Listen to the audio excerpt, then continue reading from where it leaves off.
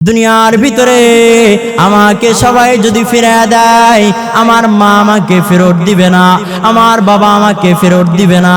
সমাজের ভিতরে কেউ যদি কোনো অপরাধ করে, সমাজের ভিতরে কেউ যদি চুরি করে, সমাজের ভিতরে কেউ যদি বাটপারি করে, সমাজের ভিতরে কেউ যদি জেনা করে, পুরা সমাজের মানুষটাকে মারতে চাই, ধরতে চাই, জেলের মধ্যে দিতে চাই।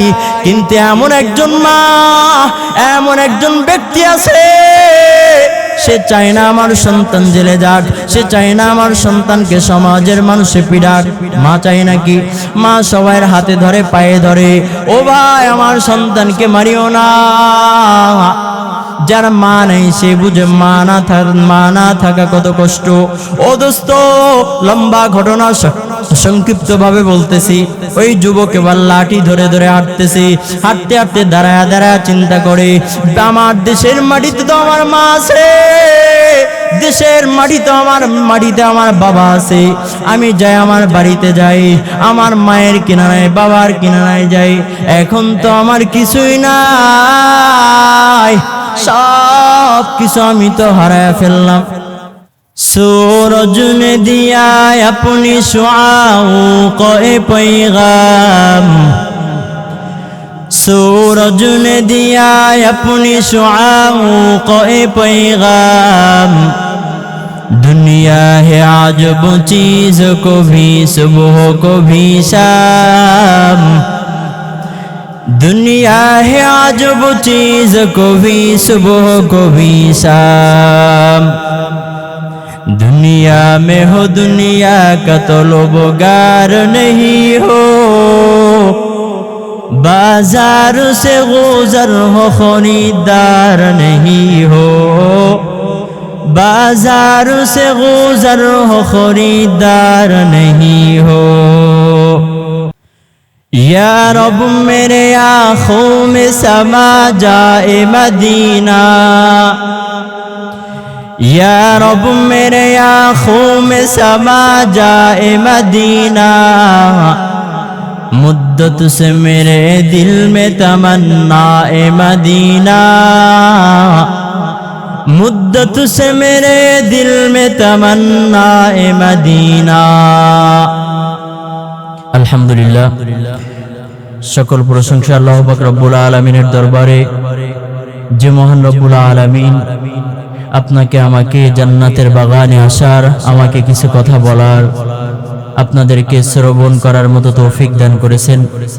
এই জন্য সে রবের দরবারে, রব্বে কারিমের দরবারে দিল উজাড় করে, মন উজাড় করে, সুরে সমাজ সুরে জিহ্বা নারায়া শুকরিয়া আদায় করে আলহামদুলিল্লাহ। আর জোরে বলি আলহামদুলিল্লাহ। ৫৮তম বার্ষিক তাফসীরুল কোরআন মাহফিল ৬ নম্বর কয়রা, মৃত ফিনু ঢালি পুত্র মরহুম আবুল কাসেম ঢালি ও মরহুম রুহুল কুদ্দুস ঢালির ওয়ারিসগণের বাড়িতে, আরো মৃত ফজলুল হক কাজী, ফজলুল হক, আরো আছে আব্দুল কাদের, মৃত আব্দুল কাদের ঢালি ও আবুল হোসেন ঢালি। আল্লাহ তাআলা এনাদের কবরকে জান্নাতের উচ্চ মাকাম দান করুক। সবাই বলেন আমিন। আল্লাহ তাআলা এনাদের কবরকে জান্নাতের উচ্চ মাকাম দান করুক। আপনারা আমিন বলতেছেন না বিধায় আপনারা চান মনে হয় তারা জাহান্নামে থাক, চান? তাইলে জোরে বলেন না আমিন। এই আওয়াজে ওয়াজ করা যাইতো না ভাই, তাহলে আমি চলে যাই। নারে তাকবীর। আপনারা বাসা থেকে খেয়ে আসেন নাই, আমার ভাবি খাবার দেয় নাই, তাহলে জোর হয় না কেন? নারে তাকবীর। মাশাআল্লাহ। আমি আপনাদের সম্মুখে কোরআনে কারীম থেকে একটা সূরা, আমাদের পরিচিত একটা সূরা, সেই সূরা খানা আমি আপনাদের সম্মুখে তেলাওয়াত করেছি। নবীর জবান মোবারকের অসংখ্য হাদিস ও একখানা হাদিস আমি আপনাদের সম্মুখে পড়েছি। ইনশাআল্লাহ হাদিস কোরআনের আলোকে, ইখলাসের নিয়তে, আমলের নিয়তে আমি যে আলোচনা করার জন্য বসছি, আমি যেন আমলের নিয়তে আপনাদেরকে যেন আলোচনা, সুন্দর আলোচনা শোনাইতে পারি, আপনারা যেন শুনে আমল করতে পারেন। আল্লাহ বক্তা শ্রোতা উভয়কে কবুল করুক, বলেন আমিন। আল্লাহ পাক রব্বুল আলামিন দুনিয়ার ভিতরে আপনাকে আমাকে পাঠাইছেন আল্লাহর গোলামি করার জন্য। আল্লাহ পাক রব্বুল আলামিন আপনাকে আমাকে পাঠাইছে কিসের জন্য? আল্লাহর গোলামি করার জন্য। এখান থেকে যদি আপনি কয়রায় যান, কয়রা ধরেন আপনার বাসার ভিতরে চাউল নাই, আমার কথা বুঝতেছেন সবাই? কে ডাকেরা বুঝতেছেন? হাত তোলেন দিন। আপনারা বুঝতেছেন না? হাত নামান। বুঝতেছেন কে ডাকেরা? হাত তোলেন। আল্লাহ কবুল করুক, হাত নামান। বাঙালি। এখান থেকে আপনার ফ্যামিলির, আপনার স্ত্রী, আপনার সন্তান, আপনার মেয়ে আপনাকে বলল, বাবা বাসার ভিতরে চাউল নাই, আপনি বাজারে যান, বাজার থেকে চাউল কিনে নিয়ে আসেন, রান্না করব তারপর খাবো। আপনি এখান থেকে বাজারে গেলেন, যাওয়ার পরে বাজারের ভিতরে সারা দিন ঘুরলেন, ঘোরার পরে আবার বাসায় আসলেন। বলেন তো আপনার বাসার ভিতরে আপনার স্ত্রী কিংবা আপনার মেয়ে আপনাকে ভাত রান্না করে দিতে পারবে? সবাই বলেন পারবে? পারবে না। ঠিক তেমন ভাবে আল্লাহ পাক রব্বুল আলামিন আপনাকে আমাকে দুনিয়ার ভিতরে পাঠাইছে, একটা উদ্দেশ্য আছে। উদ্দেশ্য হলো আল্লাহর গোলামি করা। ঠিক না ভাই? এটাই তো মৌলিক কথা, আল্লাহর গোলামি করা।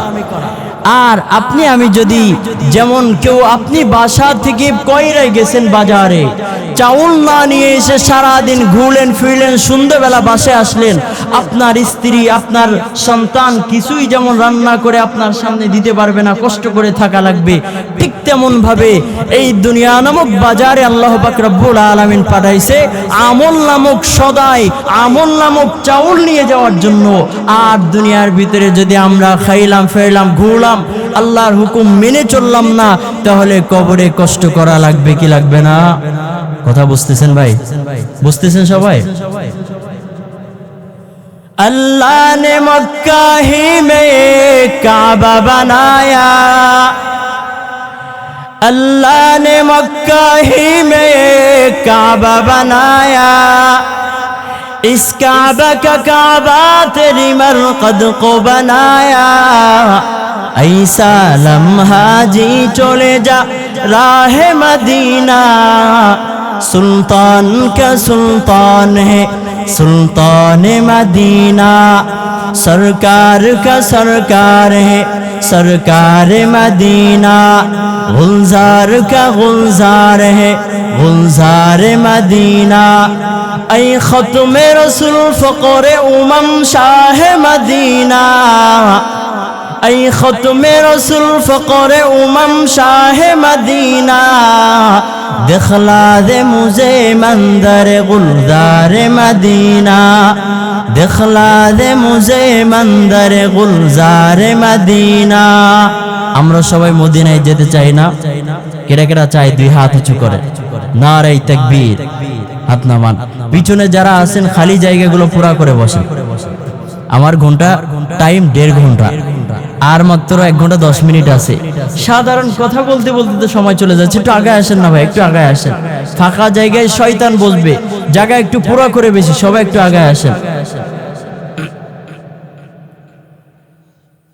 আল্লাহ পাক রব্বুল আলামিন শুরুতে যে কথা বলতেছিলাম, দুনিয়ার ভিতরে পাঠাইছে কার গোলামি করার জন্য? সবাই বলেন কার? আল্লাহর গোলামি করার জন্য আপনাকে আমাকে দুনিয়ার ভিতরে পাঠাইছেন।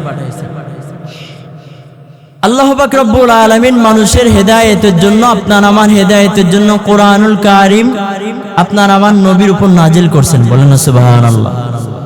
যত নবী আদম আলাইহিস সালাম থেকে এই পর্যন্ত যত নবী দুনিয়ার ভিতরে আসছে, সব থেকে দামি নবী আপনার আমার নবী মুহাম্মদুর রাসূলুল্লাহ সাল্লাল্লাহু আলাইহি ওয়াসাল্লাম। একটা সুসংবাদ শোনাই আপনাদের। আপনার আমার নবী মেরাজে গেছে। মেরাজে যাওয়ার পরে দেখে মানুষের মতো আকৃতি কিছু ফেরেশতা আসমানের ভিতর দাঁড়ায় আছে। সুবহানাল্লাহ। জিবরাইলকে প্রশ্ন করলেন আপনার আমার নবী, হে জিবরাইল, এরা কারা? এরা কারা? জিবরাইল আলাইহিস সালাম বলতেছে, ইয়া রাসূলুল্লাহ, এরা হলো আপনার উম্মতদেরকে আল্লাহ পাক রব্বুল আলামিন যেদিনকে বানাইছেন, দুনিয়ার ভিতরে পাঠাইছেন, যেদিনকে বানাইছেন সেই দিন থেকে আল্লাহ তাআলা এই ফেরেশতাদেরও তৈরি করছেন, সুবহানাল্লাহ। এবং এই ফেরেশতারা আপনার আনেওয়ালা যত উম্মত দুনিয়ার ভিতরে আসবে তাদের ক্ষমা প্রার্থনা আল্লাহর কাছে চাইতে থাকবে, সুবহানাল্লাহ। এই এলাকার মুসলমান, এরে কয়রা এলাকার মুসলমান, অন্তরের কান খুলিয়া শুনিয়ালন, ভুলে গেলে চলবে না রে ভাই। এই দুনিয়াতে আসছি একা, যাব একা, তোমার আমার সঙ্গে কেউ যাবে না। চলার পথে বন্ধু হবে, কবরে কেউ রবে না। আপনার আমার সাথে কবরে কেউ যাবেনি? কেউ যাবে না। আল্লাহ পাক রব্বুল আলামিন আপনি আমি কোন রবের গোলামি করব? কোন রবের গোলামি করব? আল্লাহ। আপনি যদি একজনের সাথে ব্যবসা করতে চান, আপনি তার সম্পর্কে না জেনে কি ব্যবসা করবেন? আপনি যদি একজনকে টাকা ধার দেন, আপনি কি তার সম্পর্কে না জেনে টাকা ধার দিবেন? না। আল্লাহ পাক রব্বুল আলামিন, আমরা তো জানি আমাদের রব আল্লাহ, আমরা নামাজ পড়ি আল্লাহর জন্য, আমরা ইবাদত করি আল্লাহর জন্য, আমরা সব কিছু করি আল্লাহর জন্য। এরপরে আল্লাহ পাক রব্বুল আলামিন তার নিজের পরিচয় সূরার ভিতরে দিচ্ছেন। আল্লাহ বলেন, কুল হুয়াল্লাহু আহাদ আল্লাহুস সামাদ লাম ইয়ালিদ ওয়া লাম ইউলাদ ওয়া লাম ইয়াকুল লাহু কুফুয়ান আহাদ। আমি আল্লাহ এক। বলেন আল্লাহ কয়জন? আল্লাহ কয়জন? আল্লাহ বলেন, আমি আল্লাহর কোনো সন্তান নাই, আমি আল্লাহর কোনো ছেলে নেই, কোনো মেয়ে নেই, কোনো স্ত্রী নেই, কোনো পুত্র নাই। আমি আল্লাহ কারোর থেকে জন্ম নেই নাই, আমি আল্লাহ কাউকে জন্ম দেই নাই। বলেন না সুবহানাল্লাহ। আল্লাহ পাক রব্বুল আলামিন নিজের পরিচয় দিচ্ছেন, আমরা কার গোলামি করব? বলেন না আল্লাহ। যে রবের গোলামি আমরা করব, সেই রব নিজের পরিচয় আপনাকে আমাকে দিয়েছেন। ও এলাকার মুসলমান, শুধু তাই নয়, আমরা আল্লাহকে বলি না, আল্লাহ আপনি আমাদের আখেরি নবীর উম্মত বানান। আল্লাহর কাছে আমরাও দোয়াও করি নাই, আয় আল্লাহ আপনি আমাদের আখেরি জামানা নবীর উম্মত বানান। বিনা দোয়াতে, বিনা দরখাস্তে আল্লাহ পাক রব্বুল আলামিন আপনাকে আমাকে দো জাহানের বাদশাহ সরকার, আপনার আমার নবী মুহাম্মদুর রাসূলুল্লাহ সাল্লাল্লাহু আলাইহি ওয়াসাল্লামের উম্মত বানিয়েছেন। বলেন না সুবহানাল্লাহ। ওই নবী আজকে আপনারা এখানে বয়ানে আসছেন, আমল শিখে যাবেন। আমল। এর পর্দালের মা, আমার বয়ান থেকে আমি আজকে আপনাদের দামি একটা আমল শিখাইয়া দিয়ে যাব, সবাই শুনবেন। রাজি আছেন তো ইনশাআল্লাহ? আবার জিজ্ঞেস করব কিন্তু বয়ান করার পরে, বলতে পারবেন তো? हर फूल में है रूह मदीना का तबस्सुम, हर फूल में है रूह मदीना का तबस्सुम, शाहों की लचकों में कद आका का तकल्लुम, शाहों की लचकों में कद आका का तकल्लुम, यासीन से मौला ने को भी उनको पुकारा,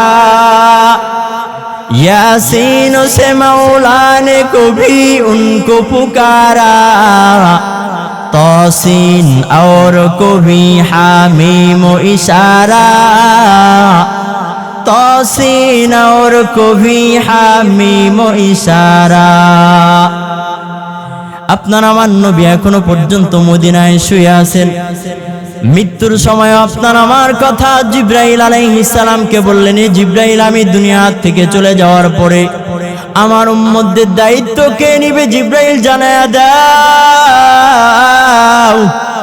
জিবরাইল আলাইহিস সালাম আল্লাহ তাআলা জানায়া দিলেন, জিবরাইল আমার বন্ধুকে জানায়া দাও, আমার বন্ধু দুনিয়া থেকে বিদায় নেওয়ার পর আমার বন্ধুর উম্মতদের দায়িত্ব আমি আল্লাহ নিয়ে নিব। সুবহানাল্লাহ। নবী একদিন মিম্বারের উপরে বসা সাহাবায়ে কেরামদেরকে নিয়ে কথা বলতেছেন। আমি যেমন কথা বলতেছি না, ঠিক সাহাবায়ে কেরামদেরকে নিয়ে আপনার আমার নবী এভাবে কথা বলতেছে।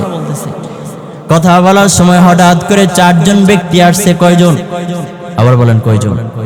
চারজন ব্যক্তি নবীর কিনারায় আসছে। নবীর কিনারায় চারজন ব্যক্তি আইসা নবীর কিনারায় বসার পর নবীর ডান পাশে বসে গেছে। নবীর ডান পাশে বসছে। সাহাবায়ে কেরাম সবাই অবাক। এমন চারজন ব্যক্তি আসছে, তাদের শরীরের ভিতরে সাদা পোশাক। আর মানুষ যদি দূর থেকে সফর করে আসে, তার শরীরের ভিতরে সফরের একটা ছাপ থাকে, থাকে না? ঢাকা থেকে যদি কেউ আসে, শরীর দেখলে বোঝা যায় না যে দূর থেকে আসছে? আপনারা বুঝতেছেন তো? মদিনা যাইতে পারলাম না, মদিনা দেখতে পারলাম না, মদিনা নাম কত সুন্দর,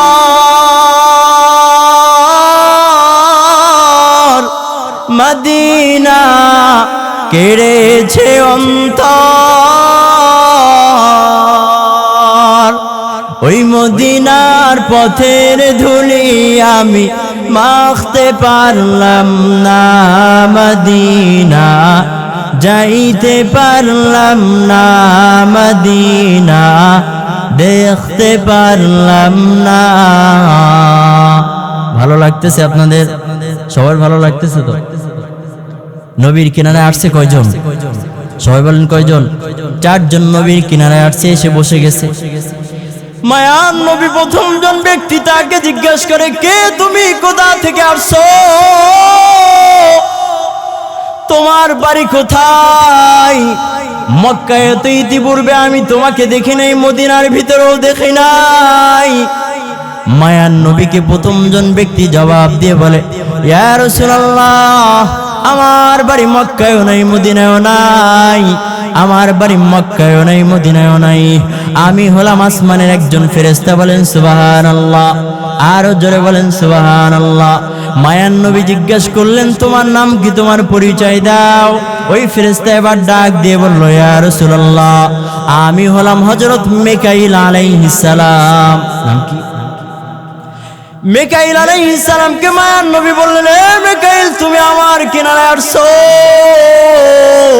বন্ধু যদি বন্ধুর কিনারায় যায়, এ মিকাইল হাদিয়া নিয়ে যাই, তুমি আমার কিনারায় কি হাদিয়া নিয়ে আসছো?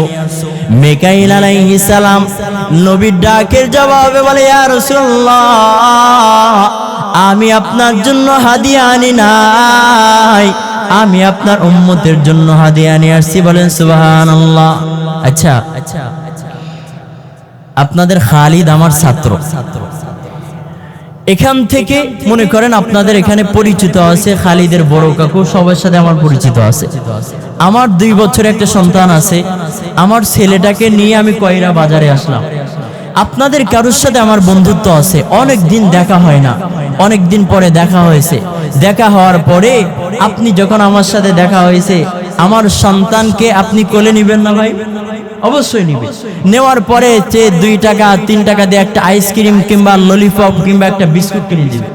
কারণ ওই ব্যক্তি জানে আমার বন্ধুকে হোটেলে নিয়ে খাওয়াইলে যতটা খুশি হবে, আর আমার বন্ধুর সন্তানকে যদি 1-2 টাকা দিয়ে আমি একটা চকলেটও কিনে দেই, তার থেকে বেশি খুশি হবে। ঠিক না?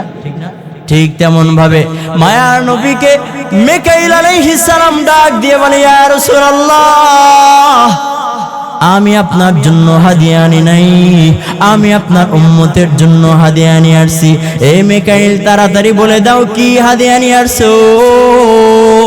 মিকাইল আলাইহিস সালাম বলে, ইয়া রাসূলুল্লাহ, আমি জানি আপনাকে হাদিয়া দিলে আপনি যতটুকু খুশি হবেন, তার থেকে বেশি খুশি হবেন আপনার উম্মতদেরকে হাদিয়া দিলে। বলেন না সুবহানাল্লাহ।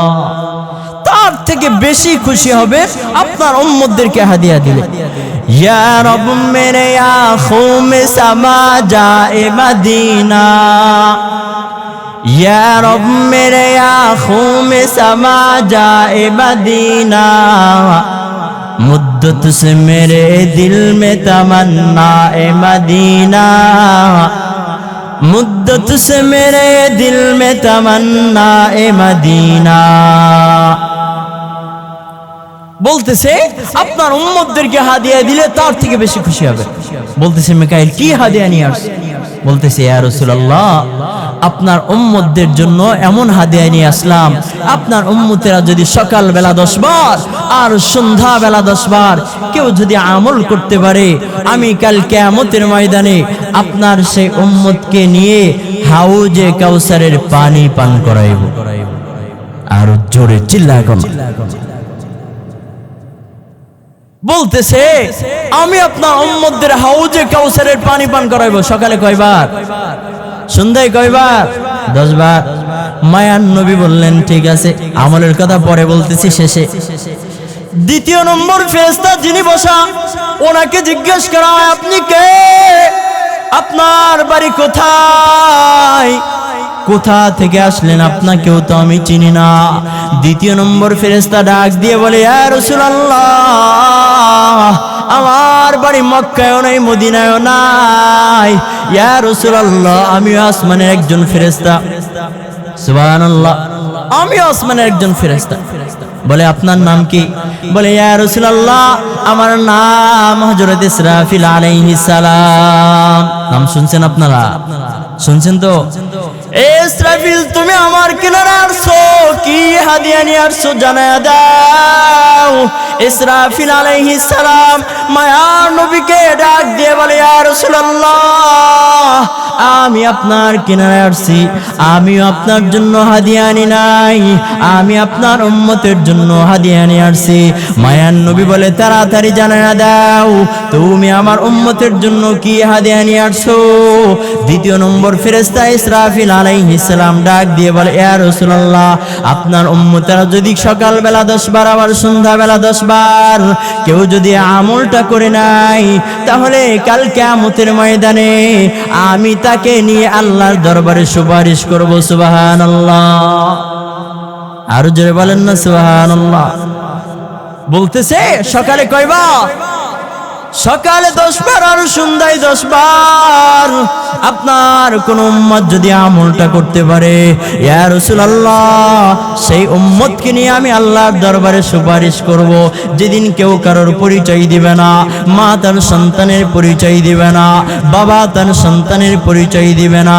ইয়াউমা ইয়াফিরুল মারউ মিন আখি ওয়া উম্মিহি ওয়া আবি ওয়া সাহিবাতিহি ওয়া বানি। মা সন্তানের পরিচয় দিবে না, বাবা সন্তানের পরিচয় দিবে না, কেউ কারোর পরিচয় দিবে না।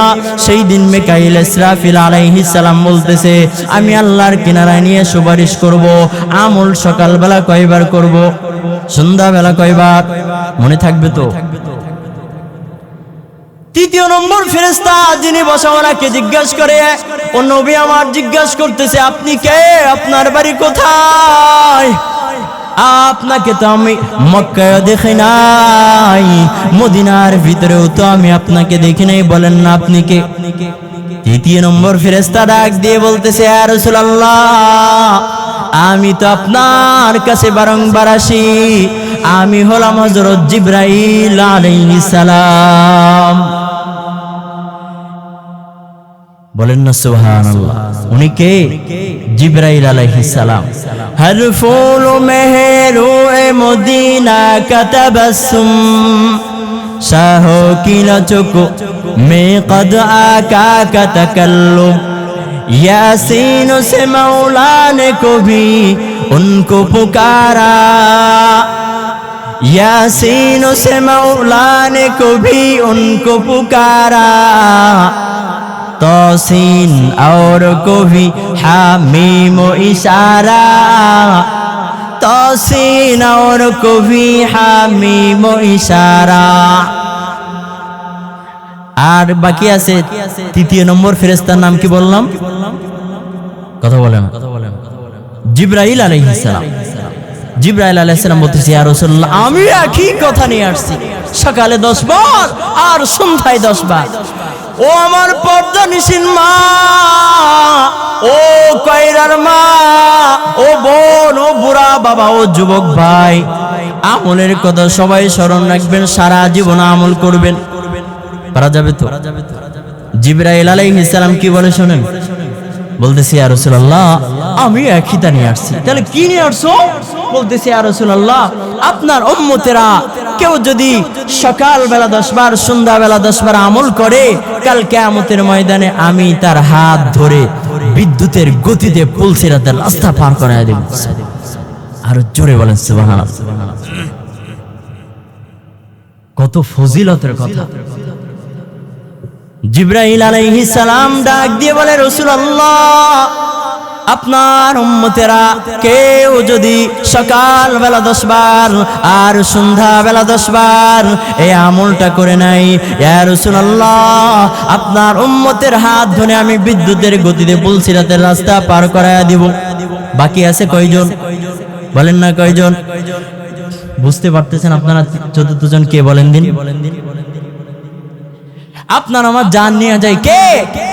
জান কবজ করে কে? চতুর্থ নম্বর ফেরেশতা যিনি বসা ওনাকে জিজ্ঞেস করে কে তোমার বাড়ি কোথায়? চতুর্থ নম্বর ফেরেশতা ডাক দিয়ে বলে ইয়া রাসূলুল্লাহ আমার বাড়ি মক্কায়ও নাই মদিনায়ও নাই, আমি আপনার প্রত্যেক উম্মতের কাছে একবার করে আসব। ইয়া রাসূলুল্লাহ আমি হলাম হযরত আজরাইল আলাইহিস সালাম, আহলে হোনার আহাবে জাগির সোমালো मैं ममलिकते लोह कलम बाट रहा हो, जिस खेत से देखा के मैसर न हो रोजी, उस खेत की हर खोशा गंदम को जला दो। हम आह करती है तू हो जाती है बदनाम, उस तलबे करती है चुचार चाबी ना होता। बोलें अल्लाहु अकबर। আসমান জমিন লৌহ কলম বানাইছেন কে? জোরে বলেন না কে? আপনাকে আমাকে বানাইছেন কে? খাওয়ানোর মালিক কে? রিজিকের মালিক কে? আপনার আমার শরীরের ভিতরে ক্ষমতা দিয়েছেন কে? সন্তান চাইবো কার কাছে? জিকির করব কার কাছে? নামাজ পড়বো কার জন্য? আল্লাহর জন্য। আজরাইল বলে ইয়া রাসূলুল্লাহ আমি একই আমল নিয়ে আসলাম, আপনার কোন উম্মত যদি সকাল বেলা 10 বার আর সন্ধ্যা বেলা 10 বার ইয়া রাসূলুল্লাহ এই আমলটা করে নাই, আমি আপনার উম্মতের জান এমন ভাবে কবজ করব যেমন ছোট বাচ্চা যদি কান্না করে মায়ের দুধ পান করে, মা যখন দুধ খাওয়াই ছোট বাচ্চা কান্না করলে মা দুধ পান করায়, ওই মায়ের দুধ খেতে খেতে বাচ্চা ঘুমায়া পড়ে। ইয়া রাসূলুল্লাহ আমি আপনার উম্মত যে উম্মত আমলটা করবে আমি আপনার ওই উম্মতের জান এমন ভাবে নিয়ে যাব আপনার ওই উম্মত বুঝতেও পারবে না। মায়ের কোলে যেমন সন্তান দুধ পান করতে করতে ঘুমায় যায়, সন্তান বুঝতেও পারে না, আর আপনার উম্মত যদি আমল করে তার জানটা এমন ভাবে নিয়ে যাব সে বুঝতেও পারবে না। সকালবেলা কয়বার? আর জোরে বলেন কয়বার? সন্ধ্যাবেলা কয়বার? মনে থাকবে তো? আমলটা শেষে বলবো, বুঝবেন তো আপনারা? শুনে যাবেন তো ইনশাআল্লাহ?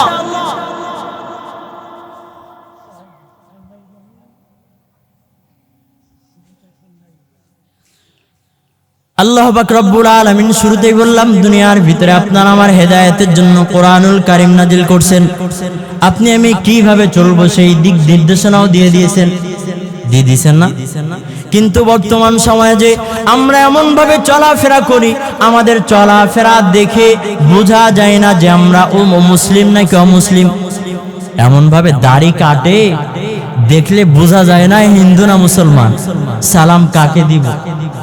ঠিক না ভাই?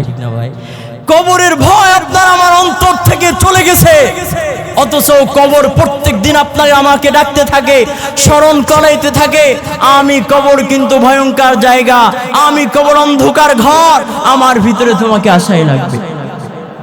মৃত্যুর হাত থেকে কেউ পালাতে পারবে? কেউ পালাতে পারবে? সকলেরই দরজা হইতে মাওলা ফিরিয়া আপনারি রোজাই রইলাম পড়িয়া আদর রিয়া মানুষ আল্লাহ বানায়া কেমনে দিবেন জাহান্নামে ফেলিয়া। ঠিক নি ভাই? জাহান্নামে থাকতে পারবো? আমাদের চলাফেরা দেখলে বোঝা যায় না আমরা। وقضى ربك ألا تعبدوا إلا إياه وبالوالدين إحسانا। আল্লাহ পাক রব্বুল আলামিন কোরআনে কারিমের ভিতরে জানায় দিয়েছেন মা বাবার কথা, মা বাবার প্রতি ইহসান করতে বলছে। ইহসান মা আছে কার কার হাত তোলেন? হাত নামান। মা নাই কার কার হাত তোলেন? আমার আছে। আল্লাহ আব্বাও নাই আম্মাও নাই, তারা হাত তোলেন। আল্লাহ আপনাদের মা বাবার কবরকে জান্নাতের উচ্চ মাকাম দান করুন। আল্লাহ আপনাদের আব্বা আম্মার কবরকে জান্নাতের উচ্চ মাকাম দান করুন। বলেন আমিন। আমরা জীবনে কেমন ভাবে চলি দেখেন, চোখে একটু পানি আসে কিনা, মা বাবার কথা মনে পড়ে কিনা। আল্লাহ পাক রব্বুল আলামিন বলতেছেন ইবাদত করবা আমার আর খেদমত করবা মা বাবার। কার খেদমত করব? আজকের সমাজে ছেলে বিবাহ করে নিয়ে আসে, মায়ের সাথে বনে না, ছেলে মাকে গালিগালাজ করে, এমনকি হাত উঠায়। সমাজে এমন ছেলে আছে না নাই? আপনাদের এলাকায় নাই, আমাদের দিকে আছে। আছে আছে কি অবস্থা হয়ে গেছে আজকে দোস্ত।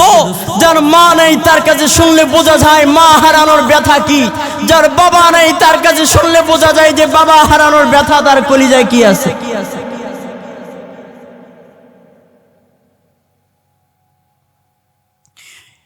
পীর জুলফিকার আলী নকশবন্দি রহমাতুল্লাহ আলাই তার কিতাবের ভিতরে একটা ঘটনা রাখছেন। ঘটনা, ও এলাকার মুসলমান আমার ভাই, তোমার অন্তরের কান খুলিয়া শুনিয়া লাও। পীর এই নকশবন্দি রহমাতুল্লাহ আলাই তার কিতাবের ভিতরে লিখছেন, একজন বাবা মা তার সন্তানকে খুব কষ্ট করে প্রবাসের মাটিতে পাঠাইছে। কোথায় পাঠাইছে? কোথায় পাঠাইছে? প্রবাসে পাঠাইছে, দূরে বিদেশে পাঠাইছে। সন্তানকে বিদেশের মধ্যে পাঠানোর পর আগের জামানায় তো মোবাইল ছিল না, চিঠি আদান প্রদান হতো। কি আদান প্রদান হতো? চিঠি। সন্তানকে প্রবাসে পাঠাইছে, পাঠানোর পরে চিঠি দেয় এক যুগ হয়ে গেছে। এক পর্যায়ে চিঠি আদান প্রদানও বন্ধ হয়ে গেছে, চিঠি দেওয়া বন্ধ হয়ে গেছে। 2 যুগ হয়ে গেছে, মা বাবা দেশের মধ্যে বৃদ্ধ হয়ে গেছে। ও এলাকার মুসলমান শুনে নাও, ও আমার কলিজার যুবক, তোমার জন্য বলি ভালো করে শুনে নাও। দেখো না তোমার চোখে পানি আসে কিনা। যার মা এই ময়দানে, যার মা নাই, এখানে কতজন বসে আছে কার জানি মা নাই। এখানে অনেকে বসে আছে কার জানি বাবা নাই। অন্ধকার কবরে মা ঘুমায় আছে, বাবা ঘুমায় আছে। অন্ধকার কবর থেকে বলে, রে সন্তান, ওই কয়রার ভিতরে মাহফিলের ময়দানে গিয়েছো, এ সন্তান মাহফিলের ময়দানে আমার জন্য একটু দোয়া করো। নকশবন্দি রহমাতুল্লাহ আলাইহি তার কিতাবের ভিতরে লিখতেছেন, সন্তানকে দূর প্রবাসে পাঠাইছে। 1 যুগ হয়ে গেল, 2 যুগ হয়ে গেল, মা ওই সন্তান দূর প্রবাস থেকে তার মা বাবার সাথে আর কোনো যোগাযোগ করে না। এক পর্যায়ে সন্তান দূর প্রবাসে থাইকা টাকা পয়সা ইনকাম করে সন্তান প্রবাসে বিদেশের মধ্যে বিবাহ করছে ধনী লোকের মেয়ে। এইদিকে বাবা আর মা দেশের মধ্যে বৃদ্ধ হয়ে যায়। বৃদ্ধ হওয়ার পর বাবা যখন দেশের মধ্যে বৃদ্ধ হয়ে গেছে, মা ও বৃদ্ধ হয়ে গেছে। আর ওই বাবা এক পর্যায়ে বাবার জমি জায়গা যা কিছু ছিল সব কিছু বিক্রি করে ওই বাবার ঔষধ, ডাক্তার দেখাইছে, ঔষধ পানি কিছু কিনছে, জমি জায়গা যা ছিল সব বিক্রি করে তার বৃদ্ধ বাবা সন্তান বিদেশে যোগাযোগ করে না। 2 যুগ হয়ে গেছে, কিছু ঔষধ কিনছে, ডাক্তার দেখাইছে। ও দোস্ত, ভাগ্যক্রমে ওই বৃদ্ধ দুনিয়া থেকে বিদায় নিয়ে যায়। ওই বৃদ্ধ দুনিয়া থেকে বিদায় নিয়ে চলে গেছেন। বৃদ্ধ চলে যাওয়ার পরে জায়গা জমি কিচ্ছু নাই। এক পর্যায়ে ওই ছেলের মাটা শুধু বেঁচে আছে। সন্তান তো দূর উপরে বসে আছে, সন্তান জানে না, মা বাবার খোঁজ নেয় না, মা বাবার কথা সন্তানের আবার মনে নেই, সব ভুলে গেছে। বাবা যখন মারা গেছে, মারা যাওয়ার পরে সন্তানের জন্য বৃদ্ধ মা, তার জমি জায়গা তো আর কিচ্ছু নাই, ডাক্তারের ঔষধ কিনতে কিনতে সব শেষ, নিজেদের ঔষধ কিনতে কিনতে। এখন ওই মা আরেকজনের ভিটার ভিতরে ছোট্ট একটা কুড়ে ঘর বানায় থাকে। কেমন জনম দুঃখিনী মা, আরেকজনের ভিটার ভিতরে ঘর বেঁধে থাকে, আর সন্তানের জন্য কান্না করতে করতে অন্ধ হয়ে গেছে। সন্তানের জন্য কান্না করতে করতে মা অন্ধ হয়ে গেছে। ওই মা বৃদ্ধ হয়ে গেছে। ওদিকে বিদেশের মাটিতে সন্তান, এই সন্তান হঠাৎ করে অসুস্থ হয়ে গেছে। এমন অসুস্থ হয়ে গেছে যে সন্তানের বিদেশে যে বড় লোকের মেয়ে বিবাহ করছিল, ওই বড় লোকের মেয়েটা অসুস্থতার কারণে তার স্বামীকে, অর্থাৎ সেই ছেলেকে ঘর থেকে তারা দিছে, বের করে দিয়েছে, আর বলেছে আমার ঘরের ভিতরে তোমার কোনো জায়গা নাই, আমার বাড়িতে তুমি আর আসবা না, তুমি এখন দুর্বল হয়ে গেছো, আমার বাড়িতে তোমার আসার কোনো প্রয়োজন নাই। ওই ব্যক্তি ঘর থেকে বের হয়ে একটা লাঠি দিয়ে বের হয়েছে। এত পরিমাণ অসুস্থ হয়ে গেছে, লাঠি ধরা ছাড়া হাঁটতে পারে না।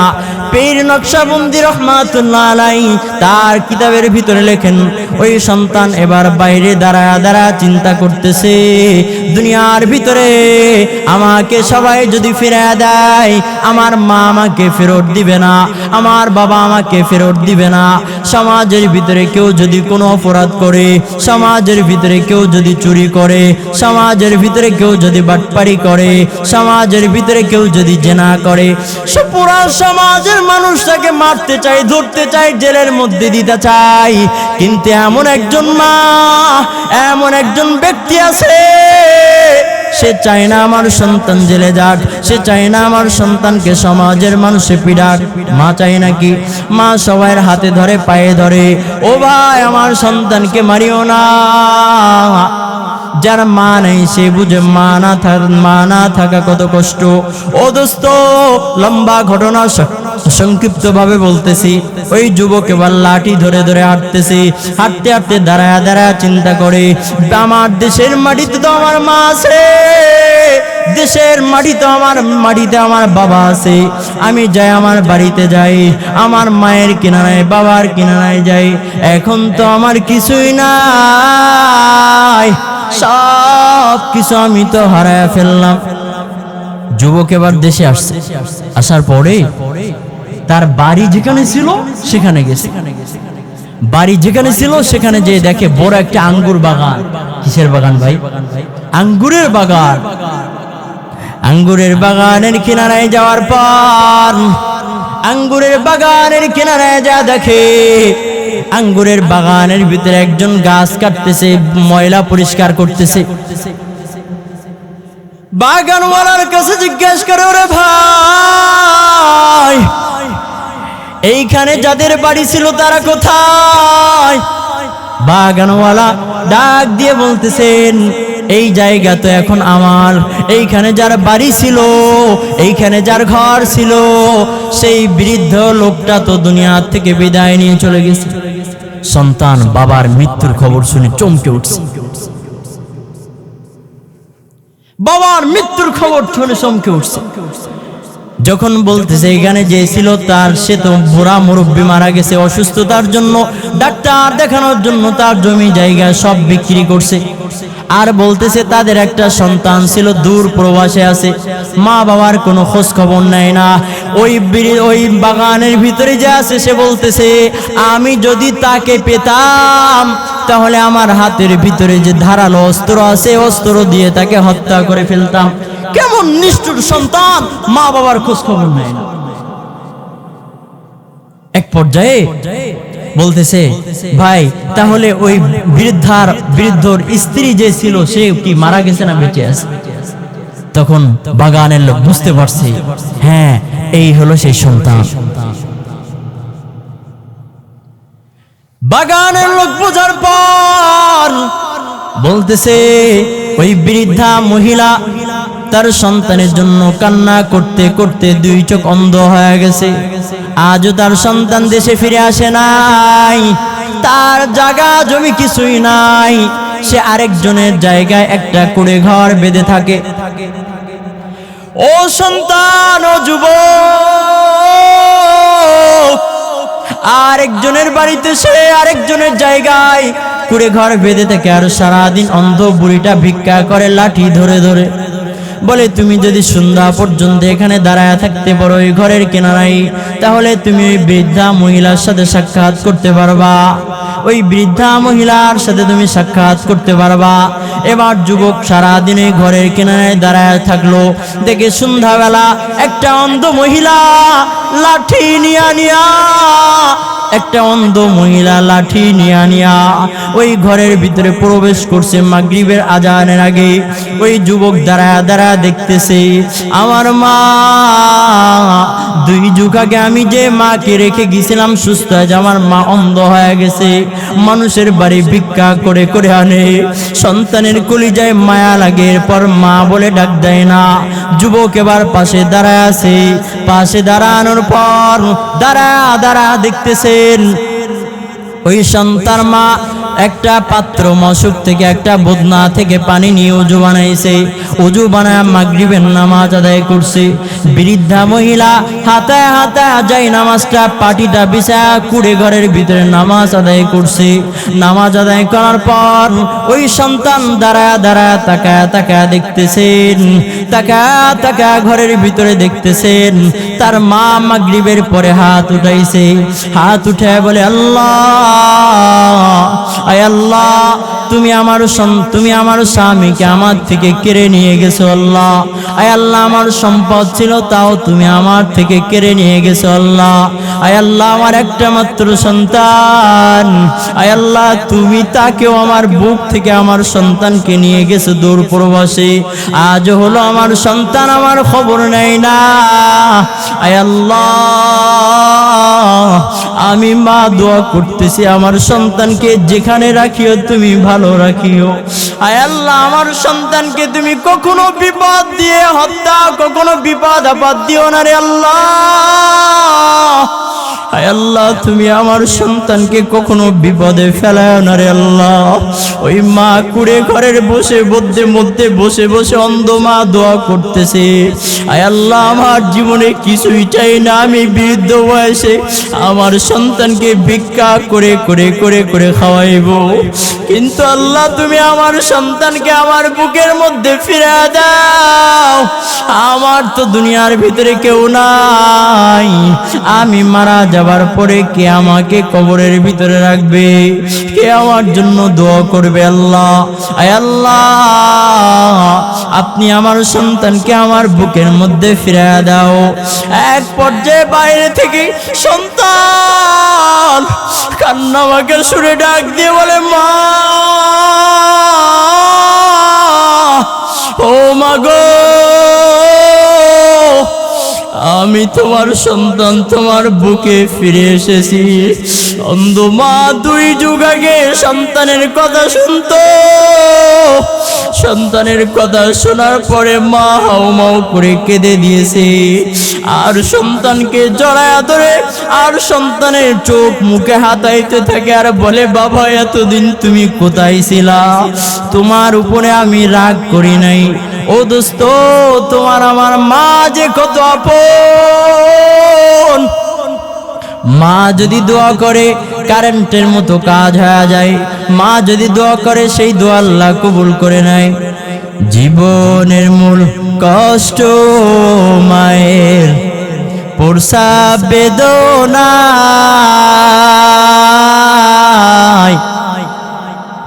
জীবনের মূল কষ্ট মায়ের, প্রসব বেদনা। 7 আসমান 7 জমিন তখন মায়েরই মাথায়। আমার সুন্দর মুখ দেখে মায়ের ব্যথা যাই সব হারায়া। ও আমার প্রাণের মা, মা গো মা, কোথায় গেলে মোরে সানিয়া? জনম দুঃখী এতিম আমি, চাই না কেহ ফিরিয়া। জনম দুঃখী এতিম আমি, চাই না কেহ ফিরিয়া। ও আমার প্রাণের মা, মা গো মা, কোথায় গেলে মোরে সানিয়া? আমি যখন ছিলাম আমার মায়েরই উদারে,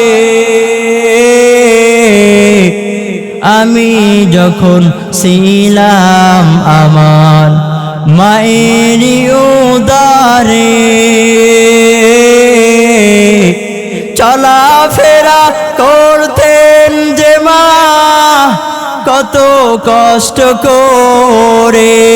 কেউ যদি সকালবেলা 10 বার আর সন্ধ্যাবেলা 10 বার দুরূদ ইব্রাহিমটা পাঠ করে নাই, সে এই চারটা ফজিলতের কথা বললাম, আল্লাহ পাক আল্লাহর নবী জানায়া দেন তার জন্য 4 জন ফেরেশতা সুপারিশ করবে। এমন একটা সময় সুপারিশ করবেন যেদিন কেউ কারোর পরিচয় দিবে না। ইয়াউমা ইয়াফিরুল মারউ মিন আখি ওয়া উম্মিহি ওয়া আবি ওয়া সাহিবাতিহি ওয়া বানি। ও দোস্ত, কিয়ামতের ময়দান এমন ভয়ঙ্কর ময়দান যেদিন কেউ কারোর পরিচয় দিবে না। বাবা তার সন্তানের পরিচয় দিবে না, মা তার সন্তানের পরিচয় দিবে না। এই দুনিয়া থেকে তোমাকেও চলে যাওয়া লাগবে, আমাকেও চলে যাওয়া লাগবে। আল্লাহ পাক রব্বুল আলামিন তোমাকে আমাকে বড় মায়া করে দয়া করে বানাইছেন। ও দোস্ত, কেউ আমরা দুনিয়ায় থাকবো না। আমাদের বাবার বাবা ছিল, তারাও দুনিয়া থেকে বিদায় নিয়ে চলে গেছে। আপনাকে আমাকে ওই দুনিয়া থেকে বিদায় নিয়ে চলে যাওয়া লাগবে। কবর প্রত্যেক দিন তোমাকে আমাকে বলতে থাকে, আমি কবর ভয়ঙ্কর ঘর, আমি কবর পোকামাকড়ের ঘর, ওই কবরের ভিতরে থাকতে পারবেন নি। এমন একটা সময় চলে আসবে তোমার আমার নামটা মসজিদের মাইকে এলান হয়ে যাবে। এমন একটা সময় চলে আসবে তোমার আমার নাম মসজিদের মাইকে এলান হয়ে যাবে। মসজিদের 4 পেয়ালা পালকিখানা তোমার আমার বাড়ির উঠানের মধ্যে চলে যাবে। ও দোস্ত, তোমাকে আমাকে দেখার জন্য সবাই চলে আসবে। কার জন্য এত মায়া করতেছো? সেই মা, তোমার সেই বাবা তোমাকে বিদায় দিয়ে দিবে। তোমার আদরের সন্তানটা তোমাকে অন্ধকার কবরে রেখে আসবে। এমন একটা জায়গায় তোমাকে আমাকে রাখবে, এমন একটা জায়গায় তোমাকে আমাকে রেখে আসবে যেখানে অন্ধকার, যেখানে ডাইনে মাটি বামে মাটি নিচে মাটির বিছানা, সেখানে লাইটের কোনো ব্যবস্থা নাই, কোনো বাতির কোনো ব্যবস্থা নাই, অক্সিজেনের কোনো ব্যবস্থা নাই। আজকে তুমি আমি যদি রাতের আধারে রাত্রে একা একা চলি, টর্চ লাইটের প্রয়োজন হয়। তোমার আমার কবরে কোনো টর্চ লাইটের ব্যবস্থা নাই। ও দোস্ত, কবরে যাওয়াই লাগবে। তুমি আমি কেউ দুনিয়ার ভিতরে থাকতে পারবো না। এই জন্য সময় থাকতে তওবা করো, সময় থাকতে তওবা করো, কারণ আল্লাহ ছাড়া তোমাকে আমাকে আর কেউ মাফ করবে না। আল্লাহ পাক রব্বুল আলামিন বলেন, ইয়া আইয়ুহাল ইনসান মা গররাকা বিরাব্বিকাল কারীম। হে আমার বান্দা, কিসের মায়া, কিসের ধোঁকা আমি আল্লাহ থেকে তোমাকে আলাদা করে দিয়েছি। আল্লাহ পাক রব্বুল আলামিন বলেন, ওয়া লিসানা ওয়া শাফাতাইন ওয়া হাদাইনাহুন নাজদাইন। আল্লাহ পাক রব্বুল আলামিন, আরে তোমার আমার জিহ্বা তো আল্লাহ বানাইছে, তোমার আমার চেহারা আল্লাহ পাক রব্বুল আলামিন তার কুদরতে হাত দিয়ে বানাইছে। তুমি আমি আল্লাহকে ভুলে গেছি। ও দোস্ত, কবরে যাওয়াই লাগবে। কেউ তুমি আমি দুনিয়ার ভিতরে থাকতে পারবো না। আরে আমি বক্তাও না, তুমি শ্রোতাও দুনিয়ার ভিতরে থাকতে পারবা না। কেউ আমরা দুনিয়ার ভিতরে থাকতে পারবো না। কিসের মায়ায় তুমি পড়ছো? একটু ভেবে দেখো না, মাথাটা নিচু করে চিন্তা করো কি এমন আমল তোমার আছে। আজকে রুহের মাগফিরাতের উদ্দেশ্য করে মাহফিল। আমার এই বড় ভাই ভাই আলহামদুলিল্লাহ, আল্লাহ তাআলা ভাইকে দীর্ঘ নেক হায়াত দান করুক, বলেন আমিন।